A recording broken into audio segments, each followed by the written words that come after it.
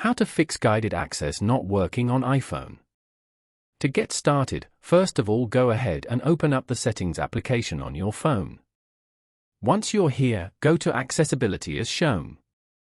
Scroll down to the General section at the end and tap on Guided Access. Over here, turn on the Guided Access feature at the top.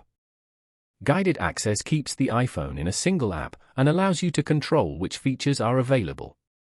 To start Guided Access, triple-click the side button in the app you want to use. And then, turn on the Accessibility shortcut feature below as well. After that, go back and go to Accessibility shortcut. You can configure and turn the accessibility features on or off from here.